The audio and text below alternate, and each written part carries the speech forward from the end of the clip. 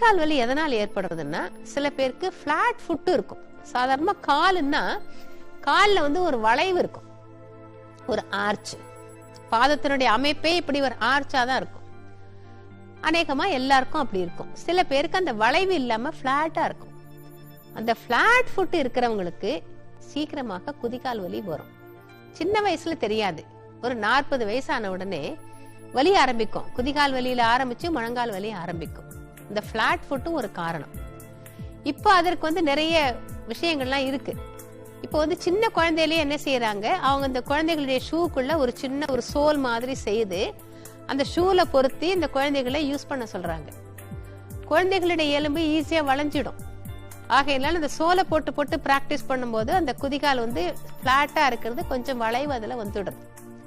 குழந்தைகளையே இப்போ கவனிக்கணும், plot food இருக்கா இல்லையான்றது. அடுத்த காரணம் கால்சியம் டெபாசிட். நிறைய கால்சியம் மாத்திரை எல்லாம் சாப்பிட்டா கால்சியம் டெபாசிட் கிட்னில ஸ்டோன் ஆகும், கால் பிளாடர்ல ஸ்டோன் ஆகும், அல்லது குதிகால்ல போய் உட்காந்துக்கும். கல்கேனியல் ஸ்பர்ன்னு சொல்லுவாங்க. அடுத்தது 3வது காரணம் என்னன்னா, இந்த குதிகால் எலும்பு சற்று வளரும். சில பேருக்கு அது வலி இருக்கும், காலை கீழே வைக்க முடியாது. சாஃப்ட் செப்பல் போட்டுட்டாதான் அந்த வலி குறையும். செருப்பு போட்டுக்காத காலை கீழே, பாதத்தை கீழே வைக்க முடியாது. அந்த மாதிரி வலி இருக்கும். இதெல்லாம் அந்த குதிகால் வலிக்கு காரணங்கள். இப்ப நான் சொன்ன எக்ஸசைஸ் குதிகால் வலிக்கும் சிறந்தது, முழங்கால் வலிக்கும் சிறந்தது. இந்த மாதிரி ஒரு சிம்பிள் எக்ஸசைஸ்.